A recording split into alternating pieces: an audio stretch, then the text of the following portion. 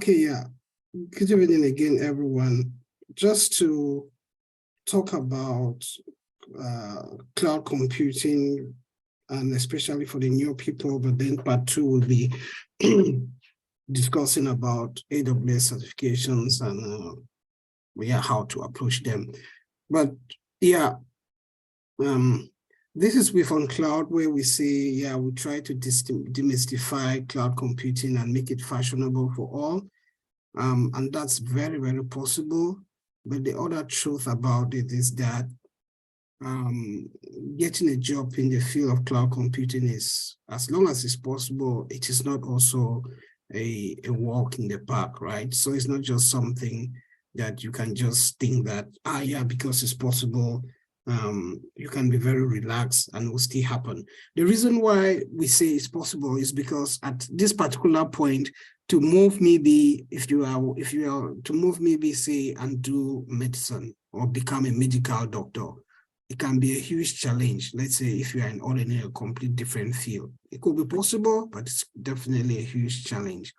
Or maybe you want to move and become a lawyer. I don't know people who can easily switch careers.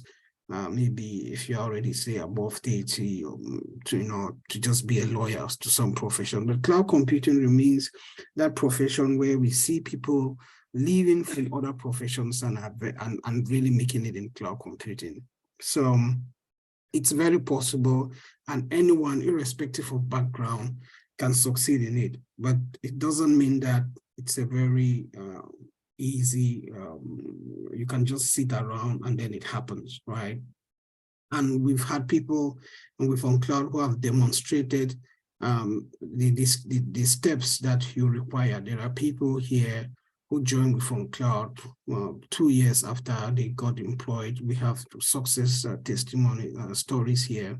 And I think anyone who is joining with on cloud can look into their stories and then maybe make their own path even shorter. If someone was here, took 2 years and can tell you the mistakes they made, then you can learn from it and make it 1.5 years, or why not 1 year. So keep that in mind so that it's not a walk in the park. So there are 3 basic steps that we've always mentioned here with on cloud on what it takes to get cloud hired, right? The first step is you need knowledge. You need to do training. You need to have certifications. And certifications are very important for those who are joining and don't have a background in IT. There are some people who already have background in IT and they can already articulate what happens and what's going on. And most of them, you can see that even in the field of cloud computing, there are people working who don't even have certifications. They don't even bother about it, but because they have grown from that background.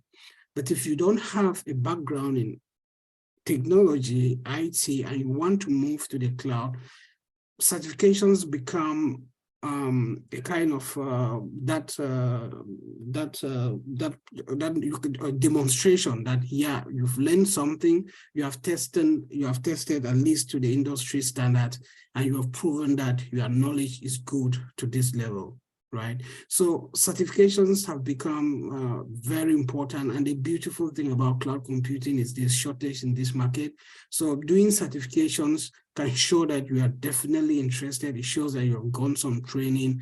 And that can be a very good #1 step that will help you demonstrate to any employer that you are ready to continue, to continue studying and maybe get and be able to deliver if they employ you. So we always say that with on cloud, when we say do certifications, you need to think of a cloud provider. Cloud provider is like AWS, Google Cloud, Azure. And with on cloud, we've been working mostly with AWS. It's easy, in my opinion, to introduce it to many people. Also, it's been there for a very long time. They have a vast amount of experience. The amount of material or that you can find online that is so AWS in different forms is more than in other clouds. Not saying that other clouds are not also good enough, but just saying that it's an opinion, right? That AWS provide is easy to be understood from absolute non-tech people. And the way to approach the studies is to think of, there are core services. in every cloud provider. The IAM, which most of you who will be starting the architecting courses, the architecting course with Before Cloud, you learn about IAM, identity and access management. There's compute, there's networking, there's storage, understanding what high availability is and what disaster recovery is. These are like core services. Storage, there will have database at times included, and then you have other serverless services that come also alongside. And then all of these services, how they integrate and work together, maybe to deliver a particular business value, which you always hear like a workload, which is a collection of services or components, and maybe persons at times to maybe solve a customer's problem, right? You need to understand all these services, know how to, the theory behind them. It's important, right? So when you understand the theory, the next logical step is you have to be able to do hands-on skills, because after you understand something, you want to demonstrate that it is not just the theory alone, but you can also show that you can do, you can actually explain maybe by doing a lab what that means. So what I always say that just having something in theory can make you doubt yourself at times. You have to remember the theory. You have to wonder if you remember it correctly. And there's a lot around cloud that at times it can be just so much overwhelming, just having the theory every day. And at times when you do the labs, you realize that, so all this theory was just for this small 1 or 2 steps. So when you do the labs, it gives you that confidence, right? You can speak with so much confidence, not just with peers that are trying to understand what cloud computing is, but also even in an interview, you can say for sure that this is how this is done, this is what you have. So labs gives you lots of confidence. But if you just have the theory, and you can at times be doubting whether you remember correctly. So in the past at Before Cloud, we used to emphasize that people should do hands-on, but after realizing that maybe this is not happening, we have decided to integrate labs into our architecting course so that we really help those who want to succeed to have all that it takes, right, to be able to grow. So while doing the training, the theory, you also be doing the hands-on. That's something that we also push for. And as we go along, presentation will come in. That will come as we move on. So you realize that to succeed in the field of IT, you cannot just always be that I can't do something. You're learning how to do the very basic, simple presentation, not trying to shy away. We try to make Before Cloud very accommodating, encouraging people, giving people opportunity, right, so that they can be able to express themselves and also grow. So step 2 is the hands-on, that is very, very important. And I've talked about that, configure different services, configure an SQL server, integrate services so that you build something. Look at AWS Emission Days. This is where Theophil, who is the lab instructor at Before Cloud, comes in. He's been running the sessions now for almost, I don't know, very soon will be a year or so, but he's been very dedicated and he's always willing to help absolute beginners. There's a session on Tuesday for absolute beginners and the advanced sessions every Friday, but we know that within the architecting course, we'll also be doing those labs. So once you are doing the doing step 1 and 2, what you just be doing, you'll be practicing the key aspect of any learning, which is you learn, you practice, and then you improve. So you learn the theory, you practice it in the labs, you improve, right? So that is the mindset you should have. Once you learn something, you should try to practice it, and then that will help you improve, and you realize that you'll be much more better. Or the other aspect is from theory, that is the very little that you can learn. From practice, that is how it gets better. But then the next step is making mistakes, right? When you are practicing and making mistakes, when you are explaining to someone and making mistakes, it makes you correct it, and then you remember more. So people who just focus on learning the theory and don't do any practice and are very shy to even do, when they're afraid to make mistakes, they learn very little. So again, in the architecting course, what we've decided to introduce is there will be tests almost every 2-3 weeks. We'll put a test for those doing the course to be able to take those tests based on what they have covered already. And this will be opportunity for people to test what they have learned, and failing is part of it, right? When we from cloud, we say there's nothing wrong making a mistake. There's nothing wrong asking a silly question you think that is stupid. There's no stupid questions, because those mistakes are going to help you actually realize that this is how something is done, right? And when you are not ready to make mistakes, when you shy away all the time, it doesn't help you if you want to succeed.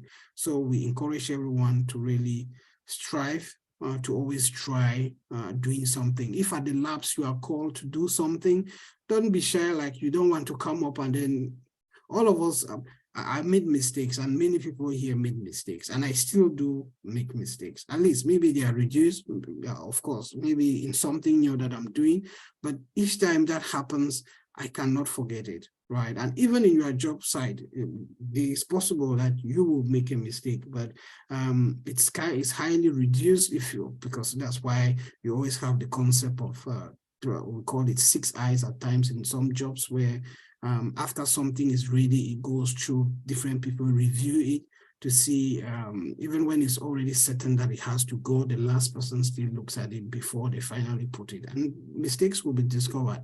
So mistakes are part of life, and people shouldn't be afraid to try because they don't want to make mistakes. So think of the theory, it's just learning little. The practice helps you better. Mistakes really improve that. The next step in your journey, this is especially for those who are coming from a non-IT background, and who are thinking really, we want to have that job. Project work is important, and we've been doing project works two cohorts we have had so far. It's been very successful, and we are using the modern concepts of agile methodologies. We have a very dedicated Scrum Master, and each time we have a team. The very first cohort we had, it was a success. The second cohort has just been formidable. If you talk to the members who have been into these projects, they will tell you what they are doing. And we are trying to help, let's say, always a group of maximum 5 people, to get together to at least cover that, cover a particular project. And to be able to do this, you need to at least have AWS Solutions Architect Associate knowledge. So for those who finish the architecting course, this will be kind of like the next thing you should look into.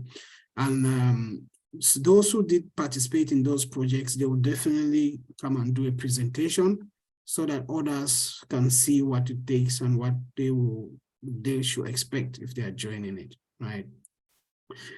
And definitely you want to get a job. This is for those who don't have, for those who are new into the cloud and they are looking for a job.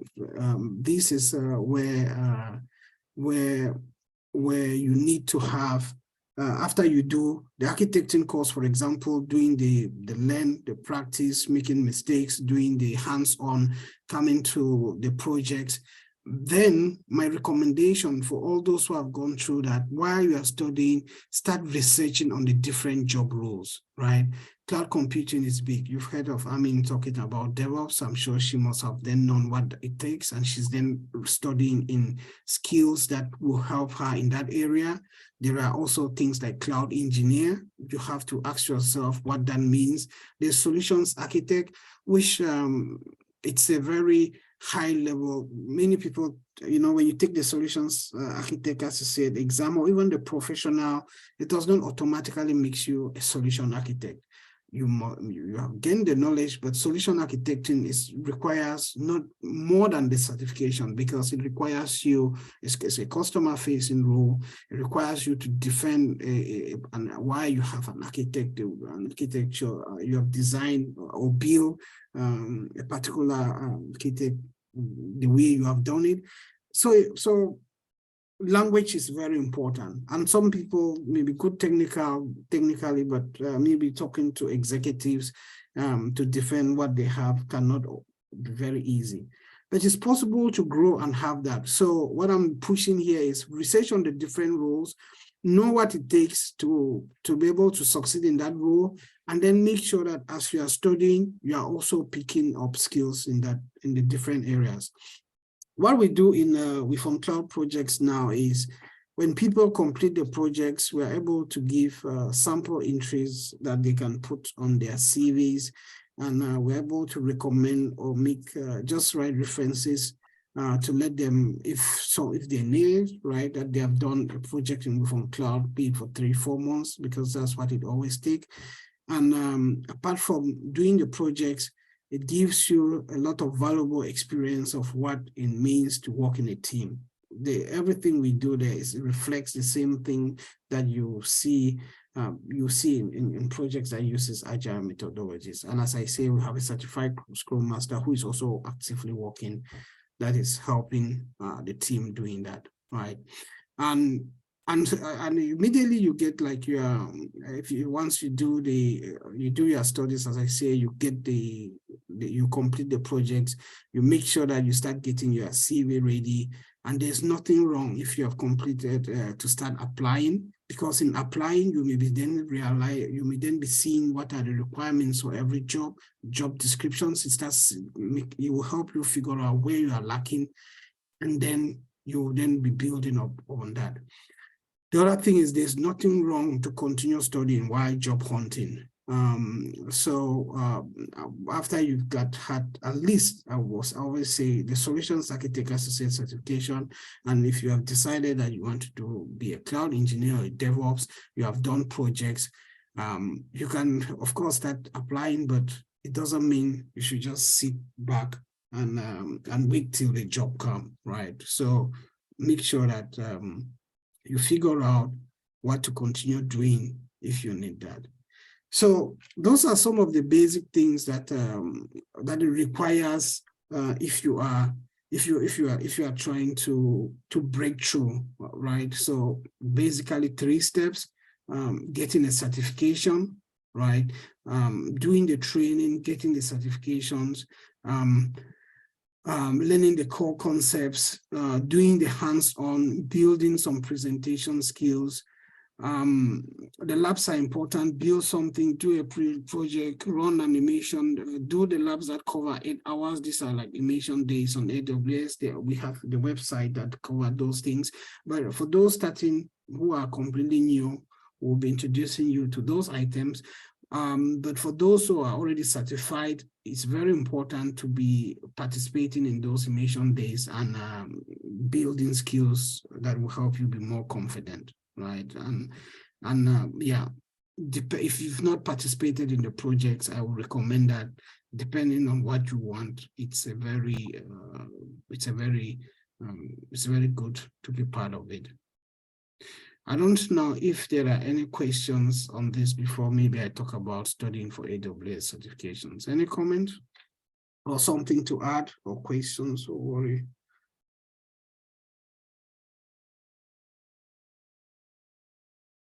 Okay.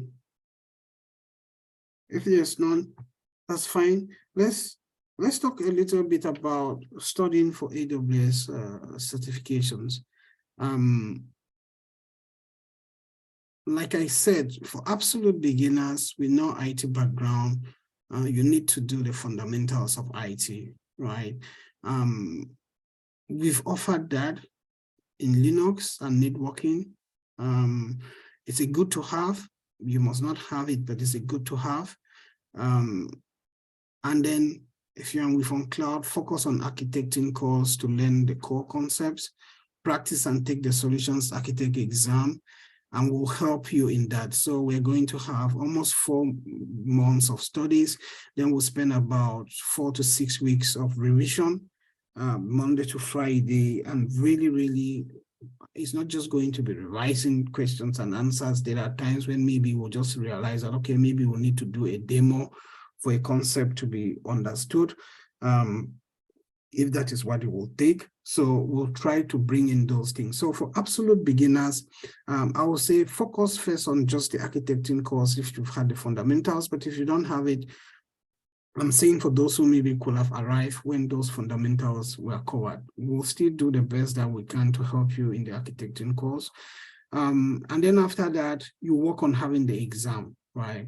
After that, if you are looking for a job, which is what, because there are some people who already have a job, and maybe the pressure on getting a job so that you can earn a salary and continue support your living is not crucial. But if you are looking for a job, then the next step will be to do the projects, and doing the projects helps you, put you in a position where the key thing is to have, is not just to do the certification. So this is like absolute beginners thinking of exams. Do the solutions architect associate first.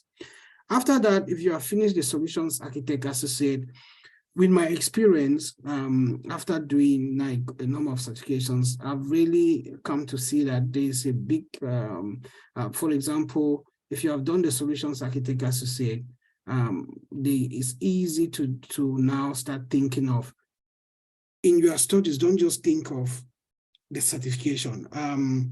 I'll give you, for example, what I did.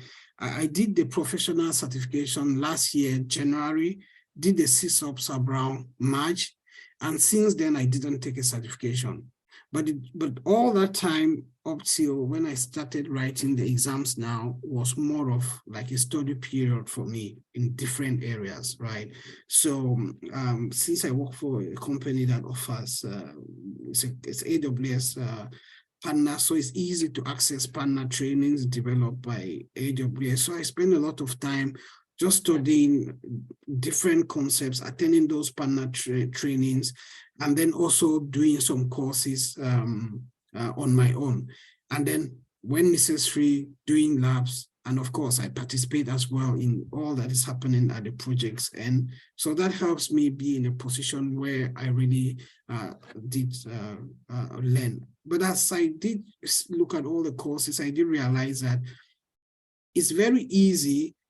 You start first from not thinking about the certification itself. Just think about, because when you look at the material in the certifications, it's at times, I think they always scratch the surface a lot in some areas. They will help you pass the exam, but it makes you not to really get a deep understanding as anyone who is willing to learn. So after it's good to invest some time, be it even 6 months, and just be studying different areas, right? You can decide and just study AWS databases without thinking about certification. You can decide to study data analytics independently without thinking about what it's in the certification. And then after that, now, before you start looking at, will you want to do this particular certification? The same goes with networking and security. And one thing I would like to stress is, once you build a solid foundation in the Solutions Architect Associate course, which is what we aim to do in our architecting course, you realize that all the other certifications actually is just building up on what you had.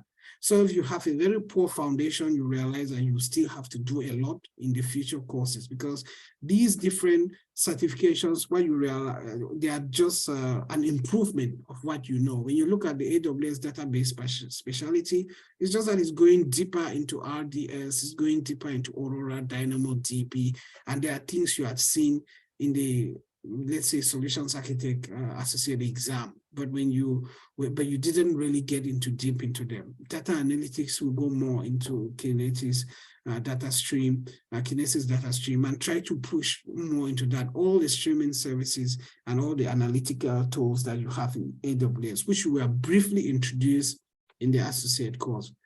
And my approach is, After I've spent time doing the partner courses, around November, December, that's the time when work is very slow, as well as January, I realized that I could combine, rather than studying just for the AWS database, I combined the material for database and data analytics. So I took the course, that's for Stefan, and the course for, he has a course for database and a course of data analytics.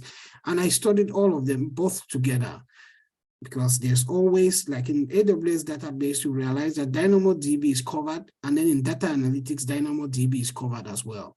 So when I'm studying AWS database and I see DynamoDB, I make sure that I really take time and study it well, because if I study it well, it will help me if I'm trying to look at what is in data analytics. So when I go to data analytics, for example, I won't need to study so much around DynamoDB.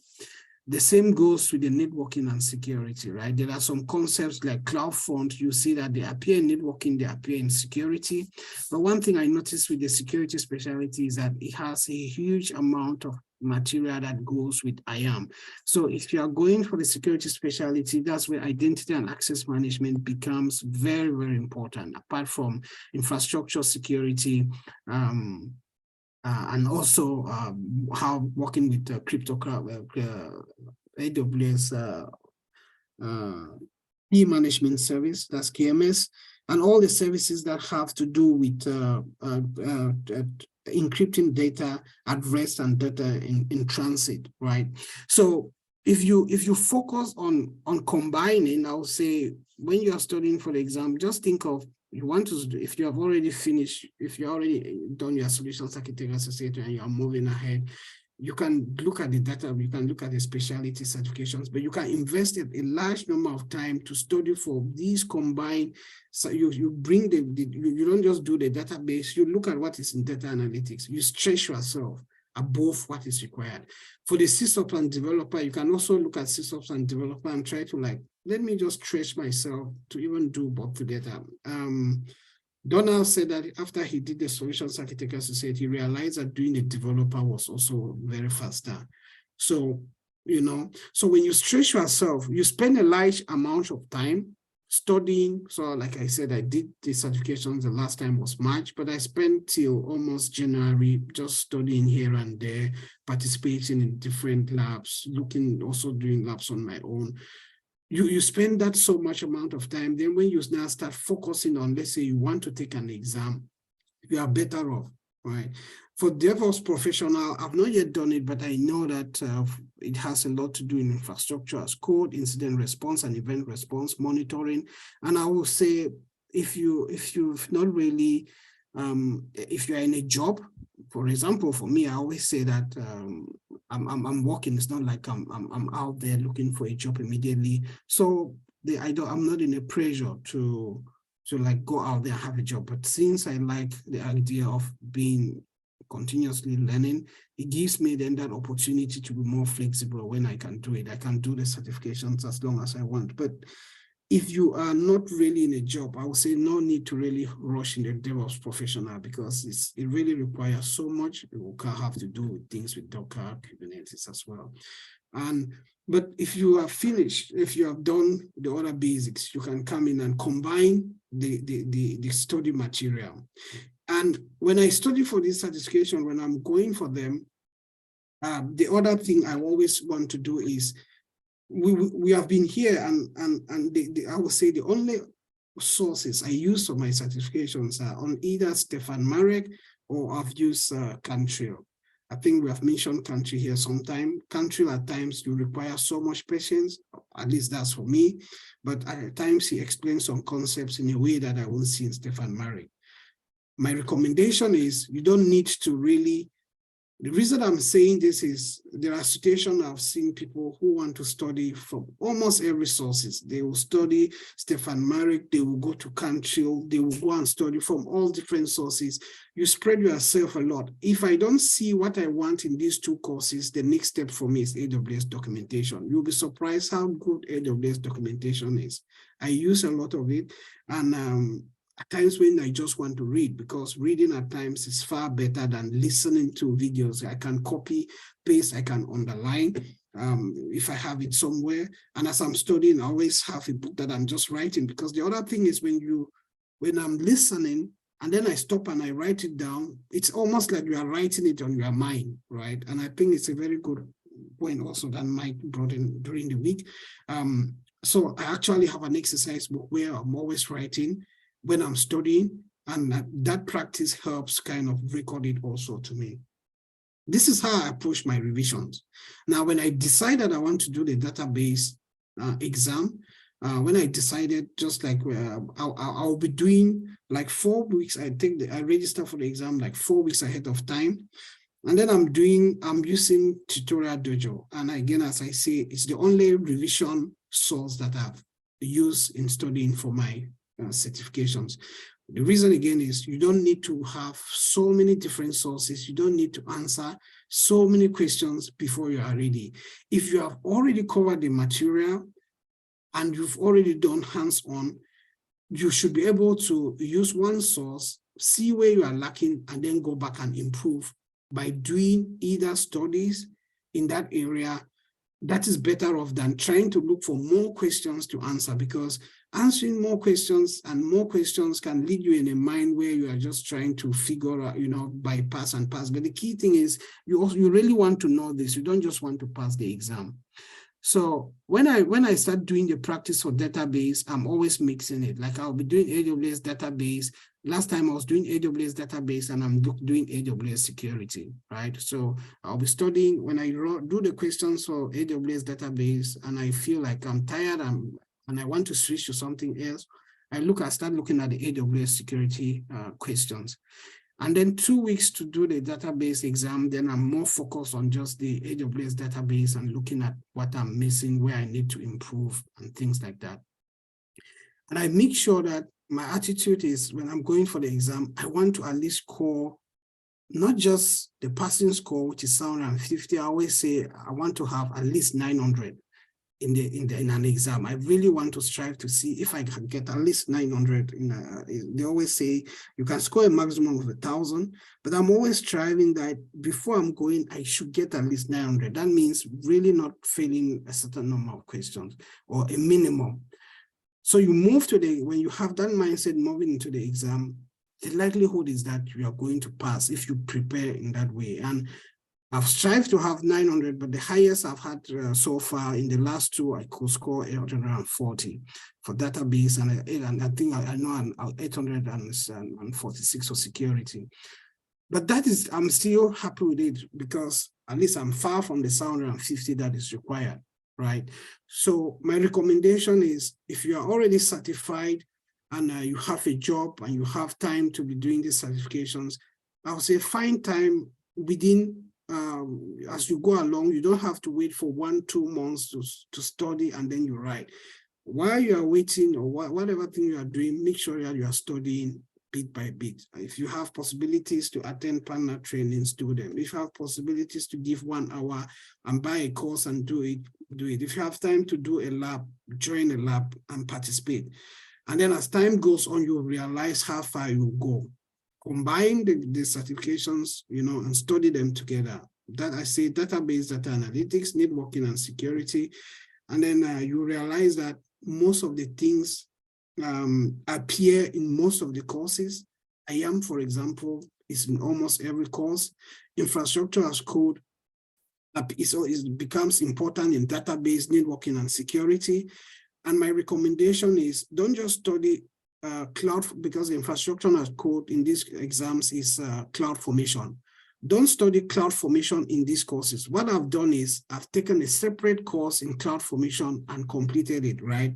So you really take a course, study cloud formation. When you come and you are seeing cloud formation in database, it becomes much more simpler. And cloud formation is not very complex. When you come and you are doing cloud formation and you see the network security, in networking or in security, when you see it in those courses, you realize that it's not so complex. So my recommendation is, if you take time, if you've not done that, if anyone has not done that and you're interested in the specialty exams, just take time and learn cloud formation as a separate course on its own. And when you meet it in any of these specialty exams, it will be very, very less complex for you, right? But if you are just starting off, you'd still have something to do. And I really recommend continuous learning for those who maybe are certified, because this knowledge, when you are not using it, it easily starts slipping. At times you think you know, but when you sleep, and then the confidence start also going away. That's the other thing. You start not being very confident of yourself. So that's my recommendation and my approach that I really see that is working. That is also making me really have lots of confidence with how the approach to how to tackle these exams, because the key thing here is it shouldn't, there are many people who, for those who are on LinkedIn and you follow, you realize that there are many people who really are succeeding in this field, and you think, or you wonder also, how are they doing it? But I'm sure that these are some of those things that they are also implementing and finding ways in how to do it. And these exams, again, to me, I don't see that passing the specialty exam. I don't say I'm not a specialist in AWS security, be it or AWS database area. There are people who don't have those certifications with experience who are definitely far better than me. But what I know for sure is I have a very good understanding of AWS database than the knowledge I had when I did just the solutions architect associate exam. I have a very good knowledge now of IAM and all the security services in AWS than when I did just the professional exam as well. So these exams to me are tested. I use that to test my knowledge of how good I am based on the standards that are out there. But I also recognize that I cannot start thinking now that I'm a specialist. It would be is a misinterpretation. But I can definitely, if I was building an architect now, if I was trying to do anything of my security knowledge and what should be considered would be much more better. And if I were to recommend the kind of databases to use, or how the approach will be, it will be it will be much better. So my recommendation will then be that I'm saying this because different mentors and different coaches have different ideas of what certifications you should take. Certifications, you don't need to have many certifications. And I think it's also, everyone has a way to see into it. If you see that that helps you test your knowledge, makes you become confident, go for it. If you are just going for the certifications, but when you are not really learning, it also is counterproductive, because it's a shame when you stand and say you have this certification, but then you can't defend it, right? So those are the things that I'll point on and encourage everyone to look into it. Continuous learning is very, very important, and it makes you stand out. It makes you people interested to see what you are doing. Yeah, so that's what I wanted to share about the cloud journey for absolute beginners, and then continuous learning for every other person who is interested. If there are any questions or comments, yeah, please bring that in. Let's share them. Yes, Aqua, please come in.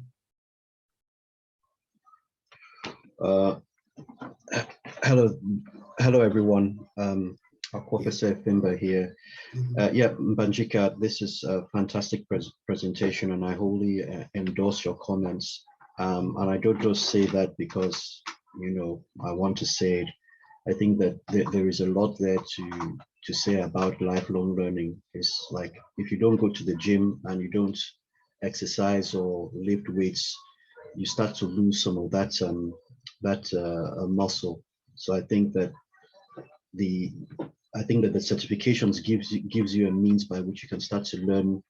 You know, you just keep on the edge, keep on top of things. And if you can do that, then it's a very good way of, you know, of learning things in a very structured way. So I think that, to the comment about, you know, some people saying that, oh, you shouldn't specialize. I used to have that opinion before, but I think I'm now of the opinion that, look, if you want to learn as much as you want to learn, it is of no harm. You know, you becoming, especially if you're new to IT, no knowledge is bad knowledge, and no certification is pointless. I think it just goes to show that you're the kind of person that just wants to learn. And I think that I'm of the opinion that, the more you learn, and if you can build up that culture or habit of learning continuously, then it's only going to serve you well. I don't see it as a negative at all. So yeah, so I wholly endorse what the approach that you mentioned today. Okay, thanks. Thank you very much, Akon. Yeah. So any questions or comments again to add to that? Yes, Yolanda. Yeah, I just want to highlight the two courses that we for cloud offer, the networking course and the Linux. Those are wonderful foundational courses. So Banjika, Ako, and Mike, they did a very, very good job. So I'm really just encouraging everyone who attended these courses to always go back to these courses and rewatch those videos. They are very, very helpful. When we started in 2020, we didn't have this opportunity. So when I attended these courses, I said to myself that if we had these opportunities, honestly, we would have gone really, really, really deep. So really just encouraging everyone who is going to participate in the architecting course on AWS to always go back and watch those videos. It's really going to help you, especially in the area of networking. So that's what I wanted to chip in. Thank you. Thank you. Yeah, very important. And thanks for that. I think there is Divine here really made us especially understand the worth of the Linux course. Divine, who did the Linux course, actually figured out that the material that was covered in the Linux was good enough to prepare and take the Linux Essentials exams. And he took that exam and passed. I was also very surprised, but surprised that when he mentioned earlier to me that he's going to use that to prepare for the exam because that's what he noticed. I was like, okay, that's good. And I was actually thinking that we'll come together and a group and encourage more people to look into it. But with the schedule and the demands, that didn't happen. And then he just mentioned sometime that he'll take the exam in mid-April. And so when he posted the certification, I was like, wow, right? Okay, so now we can know that if the Linux course we offered, someone can revise and pass an exam with it, and Linux is very fundamental. That means, these exams always tell you how good maybe something you have done is. And he's also just a beginner in IT. It's not like he has some IT knowledge. So for those of you who make the most of courses like this, you really motivate and help push us to do more. So it's very great. So as Yolanda has mentioned, most of you still have access to those courses. If there are things you still don't understand, don't make sure you visit them. And of course, always ask questions if the need arises. Yeah. No, that's great. Any comment, especially from any other one, or it may not necessarily be in what I have, but also any general courses. I think I noticed Cyprian joined. Good evening, Cyprian, and welcome. Yeah. Yes, Ben. Good evening. Yes. Welcome, guys. Sorry, I'm driving, but that's okay. Yeah. So yeah, I actually did the practitioner course a long time ago. I think like 2 years. Yes. 2 years back, and just encouraging the folks that are getting ready to join. I heard the word AWS S3 from cloud, and not too long I started working as a cloud engineer, and this is where the journey started. So yeah, it's just to encourage everybody that what is being done here can really change the trajectory of your life for sure. And this is just a huge opportunity. A lot of people pay a lot of money for the same information. So I'm just encouraging everybody to continue. I mean, for me, I'm still learning a lot. Still in the process of learning. I have the associate, but I'm still learning like everybody else. And I am part of the family. Will be joining to contribute as much as I can. Yeah. Still learn. I'm still joining courses here. Even Linux. I think somebody else mentioned when we started, we didn't do Linux. That's something I'm still have to go back and learn. And the learning process is continuous. And once you commit, that's the key word. If you commit to it and just keep going regardless of the challenges, because if anybody says that this is easy, it's not. You know, yeah, they say commitment equals the amount of time spent.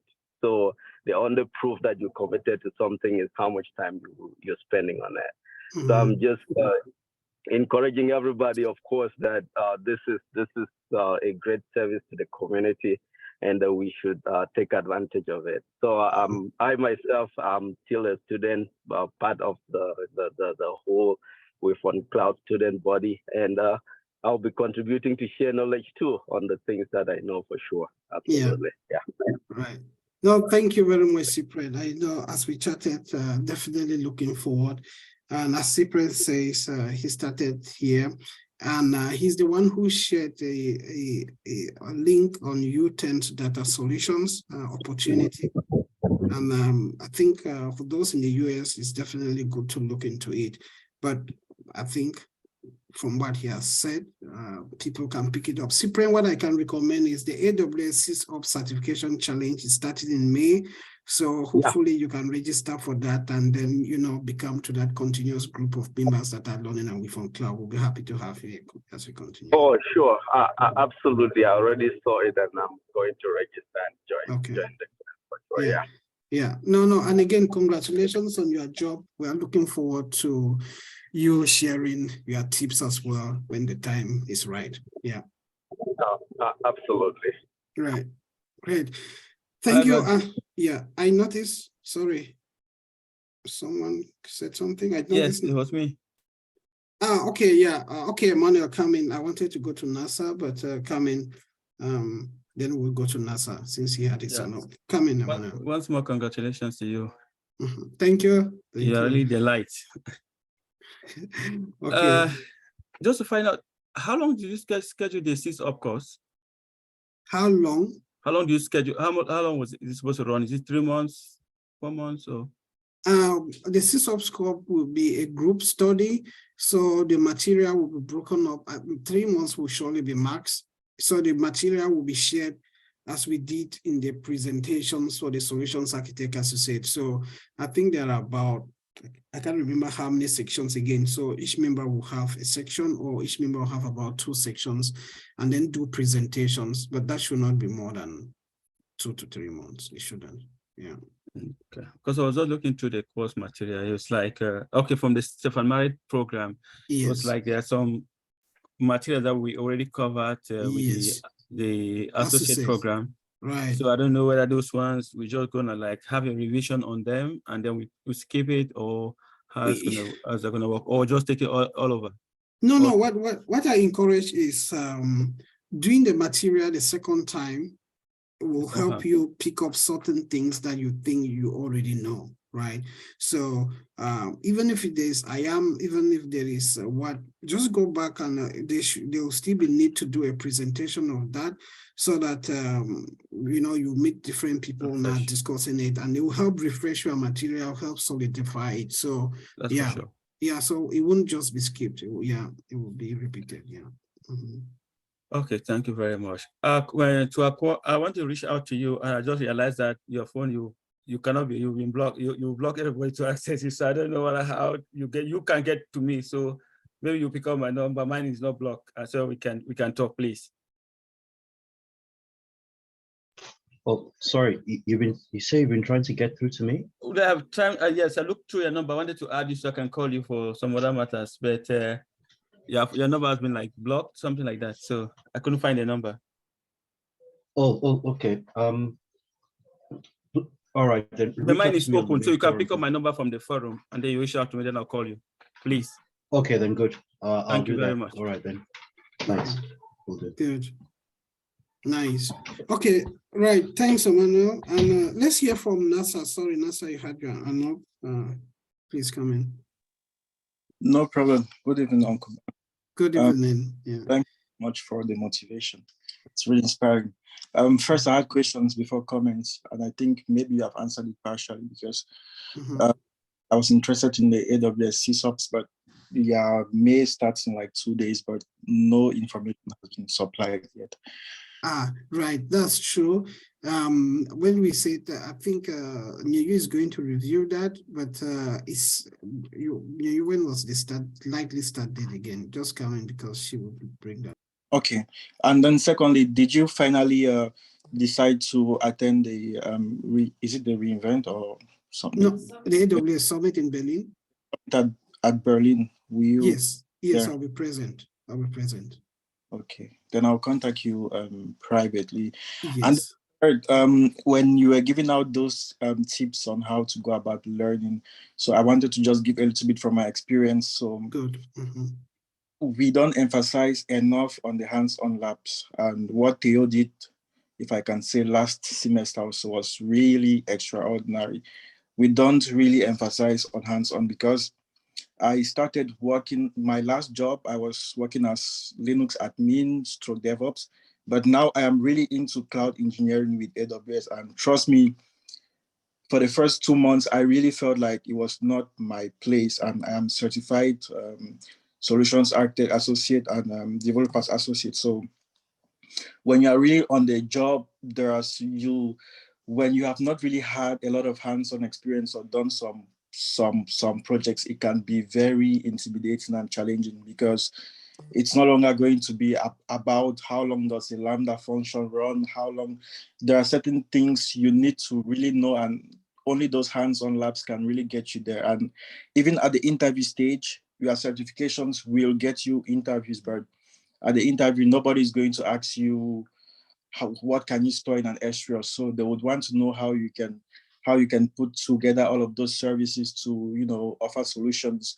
How can you refactor their old systems? How can you do some migrations and those type of things? And I feel like that's something the community needs to really know and put emphasis on. And I think the AWS labs, which are really free, is something we should, in our free time or between our certifications, we should really try and take those, because when you do take them, you feel really more confident and really powerful, because once you have in mind that you are certified, you feel like you really know a lot, but when you are on the job, you feel like you are really empty. So I don't know what's up with Theo, but we need you. We need to have also, or we need to also lay as much emphasis on labs as on other courses. When we are presenting ourselves to entity, for example, I do not expect them. There were so many of them, and I feel like if we can also, beyond telling them we have some certifications, we can also, in between the line, let them know that we also have some kind of hands-on experience. It's to our advantage. And even if I am employed, I feel like that's an opportunity I would really, really want to grab. It's for a company to deploy up to 15 people. It's really amazing, which means they really took us into consideration, and that's not an opportunity. I would really be 100%. And anybody who really feels, I don't know, there are a lot of cloud jobs, but this is an opportunity which you don't really get every day. So if there's anyone here who is ready for the job market, I think that's an opportunity we should not miss out. Yeah, that was it. No, thank you very much. Let me answer your comment, and then you come on the schedule for CSOPs. I think maybe I did the presentation when you were coming, or maybe you came when I already had talk on, when I already spoke about the hands-on, the step 2, because we did talk about the 3 steps you need to succeed in the job market or get hired. Step 1 is theory, step 2 is hands-on, and that's why in the architecting course we have brought in labs and doing emission days, right? So I really did emphasize that. Before, we didn't have the opportunity to do it, and I think we can never be thankful to Theo here enough, because he's the one, when we said, okay, we needed a lab instructor, he stepped up, filled that space, and has really on it so well. In terms of success, there's Clotilde who joined the lab and has been there for a while. She recently got a job as well. And when she came to me from Cloud, she said she had no experience. She just studied for the professional exam, right? She's a smart student, and she just saw the AWS examinations and decided to just study for AWS professional without even doing the solutions architect. So, but she worked and got it, but she said she didn't really have experience on hands-on. Joined with from Cloud every Friday, Tuesdays and Fridays, she was at the labs, and then recently also got a job. Some of the success stories that have happened. So we really do emphasize it, and the position where Theo is now and offering that is that testimony on that emphasis. The fact that we're also bringing it now as an active part in the architecting course, not just saying people go and do labs. And I'm happy you are saying it, so that those listening, those people who are not doing labs, start understanding the importance of this, right? So thanks for bringing that and pushing that message again. It's important. Yeah. And you want to mention about the sysops, just like when? Sure, exactly. By tomorrow, Sunday, the group will be created. So I also put in all of that with people. I noticed like 7 people have registered. I've shared the link in the Zoom chat in case if you did miss to register. By tomorrow, I'll create a group, and with all members, then information regarding the start date and the plan of the course would also be sent. So watch out for tomorrow. And we recommend again that to join that group, you should at least have the Solutions Architect Associate exam. It's very, yeah, if you come, because so that most of them, it's not, the group will be doing, for those who are familiar with the approach we use in study, you will know what will be involved. So if you've not yet had that, please be patient. And for those doing the architecting course, you don't really need to bother about that, right? The first step is learn the core concepts, build up that skill, and when we're launching the next one, you will be, we'll see the best that we can do in this architecting course to also see how far that will help. So that is the comment I will give on that, yeah. Okay, anyone has a question or a comment in regards to, or points to bring up in general? And talking about successes, I think in the last, we've had, I know there's a lot of, we've talked about so many certifications, and at times you don't know who is doing what.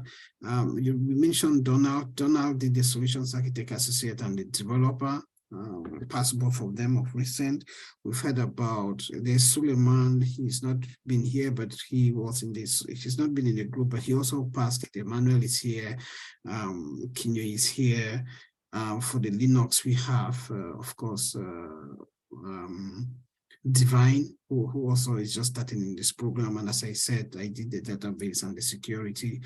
And so I think the reason and the mission again for we from Cloud is as each one of us inspiring one another, right? So I noticed a number of people mentioned about the inspiration I bring, but I also say that also striving to be better, you know, creating this group, it has really pushed me because at times some of the things I have to do is I really also want to be better and make sure that I understand the concepts better, so that if I'm explaining to people, I can really be sure that I'm that good enough to be doing it. So it's an inspiration both ways.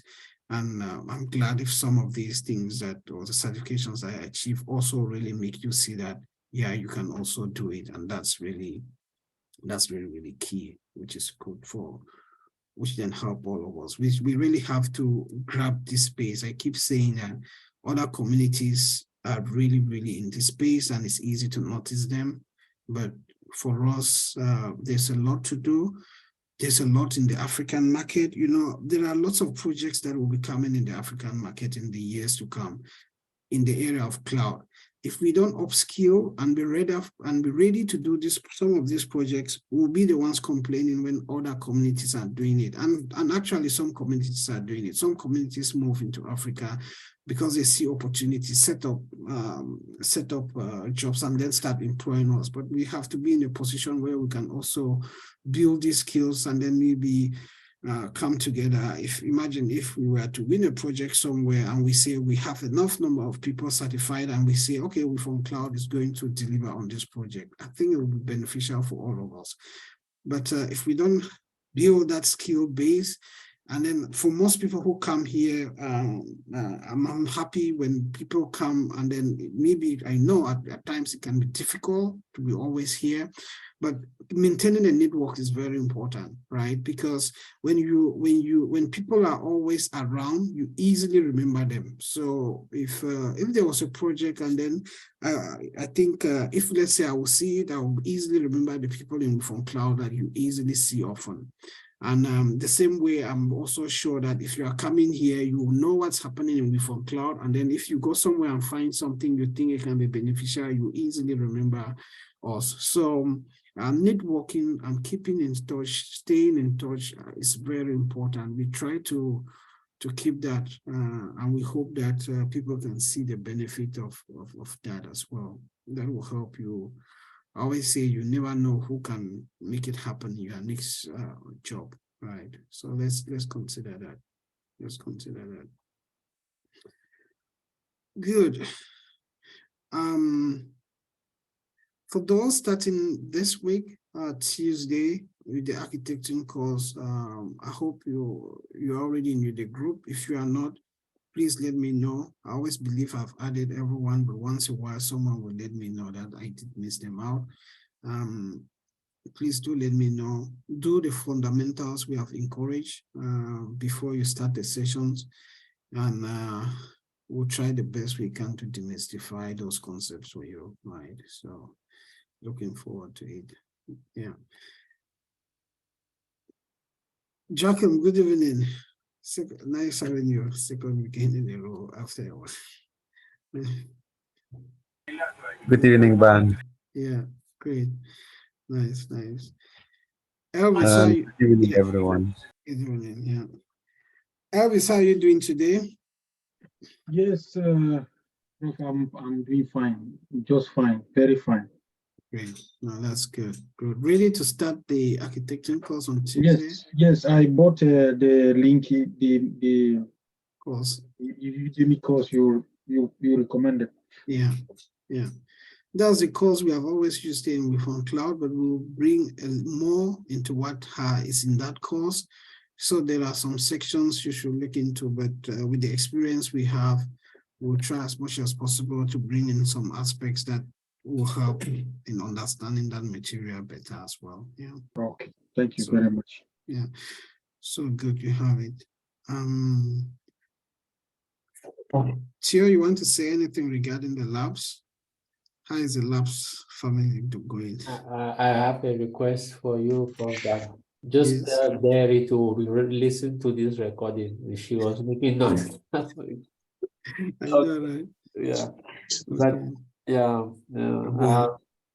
So this month, and this is more like a report for you, since you're also very busy. An update of what is happening in the lab.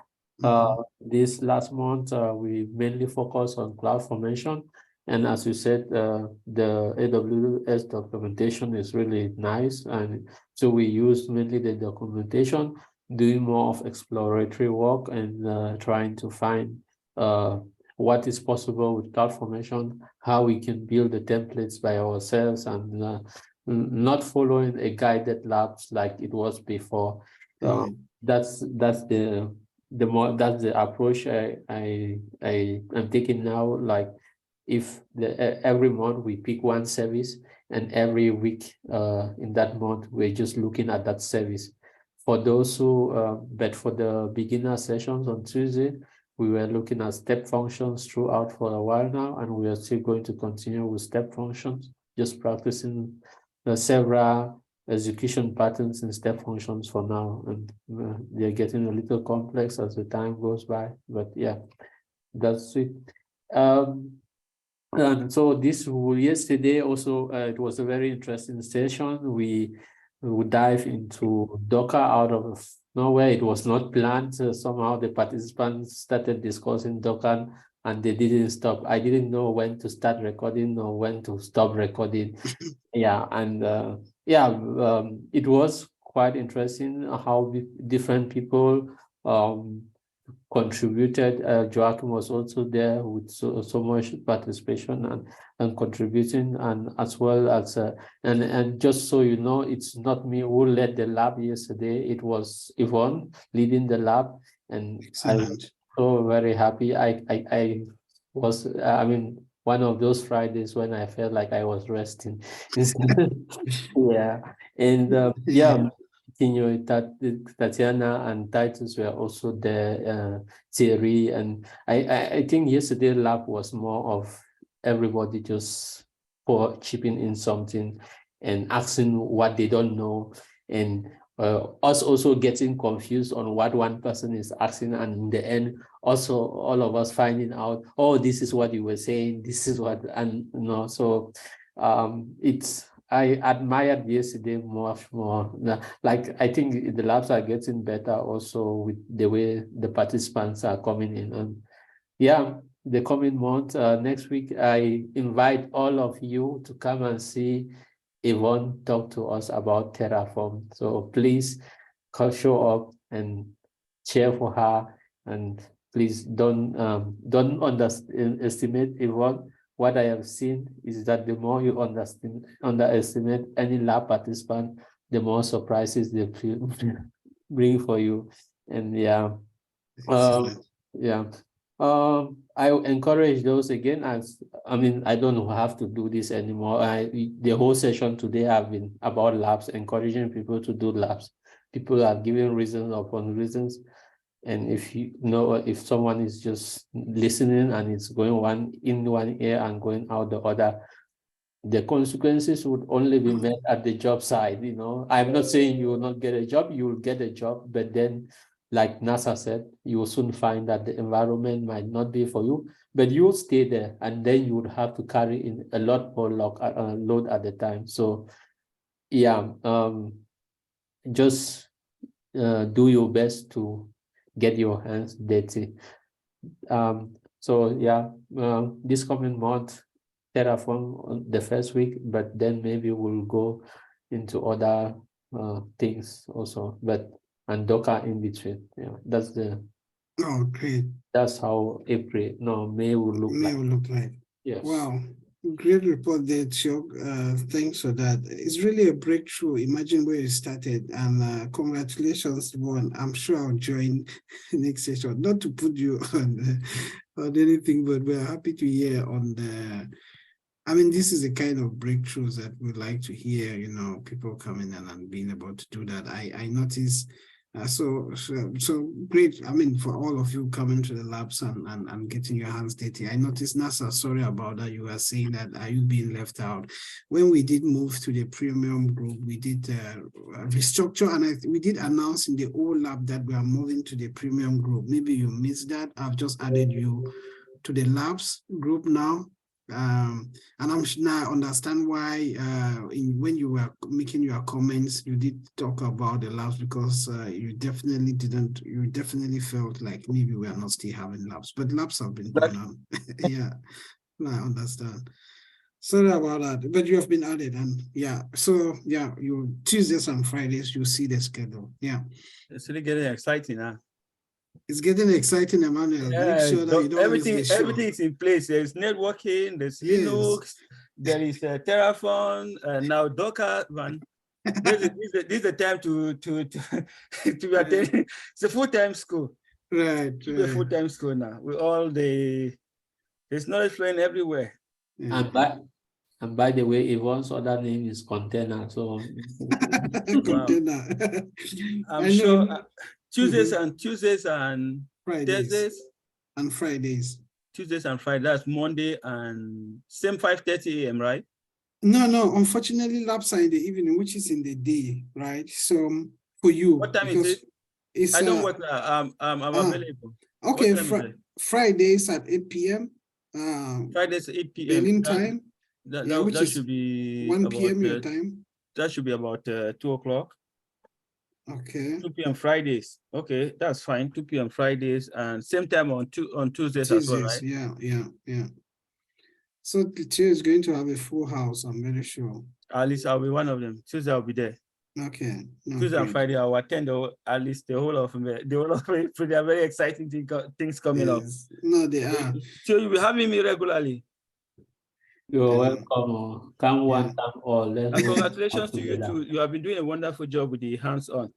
I was just looking through the CSOP program. I realized that even if there's just no way you're gonna avoid the hands-on, because on the CSOP exam, there's a practical part of the exam that you have to get your hand dirty. There's just no way out of it. And there's right. The interesting thing is they suspended I did it when they had the practical part of it, but they have suspended it for, I think they will bring it back. So it is, yeah, I wouldn't say that. Yeah, they just suspended it temporarily. They will bring it back, but the exam is still available. So I may say that it's a good time to write it because you avoid the practical part, but it's essential. No, the exciting part that I like about it, taking the CSOP is a part that will give you the opportunity. Yes. Those of us who didn't do enough hands-on during the associate, that will be like the moment that you do those hands-on. Right. No, yeah. So yeah, but as we say, right, we are not just, the aim is not just to pass the. I agree. So yes, we really want to go deep. So going to the labs here, let the certifications be a bonus, right? That you already know it and you are just, it's already obvious that you will pass it. So let the approach be in your mind be that when you are going for the certification, there should no iota of doubt on whether you will pass. And yeah, it's very interesting, especially it really makes you. I really see a lot of surface, and that's why in Reform Cloud we really think a different approach on what should be taught in the fundamental course, like the architecting course, right? Touching things just on the surface in in so many different courses, like the certifications course we have out there at times. I think it makes people feel not so sure after they have passed certifications on whether they should really continue, because this is it for, I would say, for especially the new people. When you don't learn the hands-on and be very confident, when you have the certification, you may start even doubting your own self, right? Because I can guarantee you it's possible to still pass the certification without doing the hands-on. But if you are trying to have a breakthrough and have a job, you want to be confident, right? So that's why we are repeating it. I'm repeating myself again. The hands-on are important. You can hear what NASA is saying, being a cloud engineer, why this is important. Yeah, the job, they want you to do, they have when a company employs you, it's because they have a problem that needs to be solved. They're not employing you because you have a certification to come and sit and maybe talk about S3 or explain what security groups are. That knowledge should help you solve their problem. And it is doing the hands-on that makes you start realizing how to solve problems, how to know where a problem can arise from. And then if it's architecting, okay, then you start seeing, oh, how do you combine these services to maybe meet up on a particular problem, right? So I remember someone called me, I was mentioning that they have at their company, they have they have a solution that is being maintained by a complete different company, a third-party company. And they have asked him now to figure out how they can host that same system on AWS and how much it will cost, right? So they have a problem, they want to figure out, so you have to be able to start thinking, how are you going to approach that? What are you going to do, right? So you have to figure out what are maybe the specifications of the, be it the virtual machines or whatever that the third party is hosting, because it's still on data, on the data center. What are the specifications of the machines they have? What kind of resources, the EC2 instances you may need that will match those specifications. You start have to calculating how much, if you figure out the EC2 instances, you have to start thinking about what will be the cost maybe using now, you start to have to use AWS cost calculator to make approximations. So you are not going to be employed to come and explain different material, different concepts. You will be employed to solve problems, and company pay you because you solve problems. And I'm very happy NASA made that comment of, sitting and then you realize that, work has to be this way. Not frightening anyone again, because that's possible, right? It's very, very possible. But let me leave, I think Lady N wanted to talk a bit about the accessories in WeFund Cloud. Come in, bring that in, talk before we close back. So. Sure. Okay, so let me start by sharing my screen. You should see my screen now. Okay, so let's a little bit of WeFund Cloud accessories. We have the WeFund Cloud teacups, which is 13 euros. We also have the WeFund Cloud water bottle, which is 21 euros. With the water bottle, you can store warm, hot water for up to 24 hours. I found it really good during the winters, like putting tea, going to work, to school with it. And we have the WeFund Cloud Tap mouse pad. So you have two, the white and the blue, all of it 11 euros.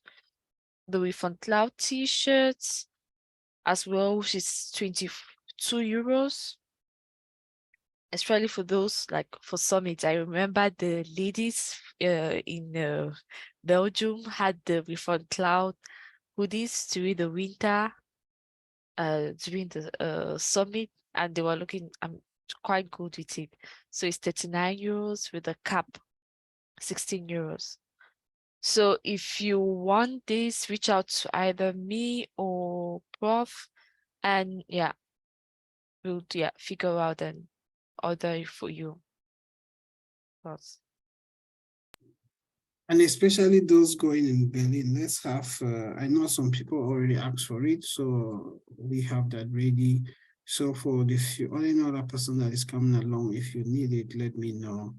Yeah, so we can just appear there as WeFund Clouders and make some noise. We'll be looking forward to see which other people we can catch on. All right. Any other thing you on that? I think that's it. No, that's fine for me. Okay. No, that's good. And I don't know, is there any other question or comment? If anyone has something outstanding, please bring in. And I think, I will encourage everyone to look at what Cyprian did said. And then if you have questions, he's with us in the forum today. But if you have questions, you can then write, and then we see how he will definitely then answer that for you as well. So look into that.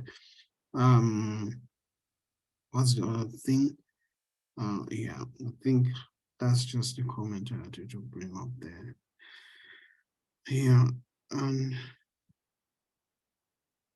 Okay, there is the Scrum. A few people did ask about the Scrum challenge. I'll meet Barry today, so Barry will definitely give updates about that. I know that she was thinking maybe also around mid-May, end of May, but she will talk about the Scrum course.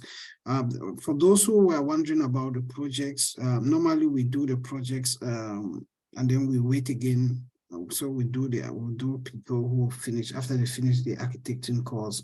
Then there's room now to have more developers. Then we'll have Scrum Masters, and then we'll then bring them in. So projects we'll wait again before we launch them, maybe in the next 3 months or so, because we just finished the other ones not long ago. And members who want definitely will have some presentations from the groups, just to give an idea to others what it will be. And then watch out also, next month, we'll really not remember our weekends. We don't necessarily have to have sessions every weekend now. But what will be happening, as we mentioned, is we'll be looking for opportunities of those who want to present in particular areas, and then we'll arrange time for that.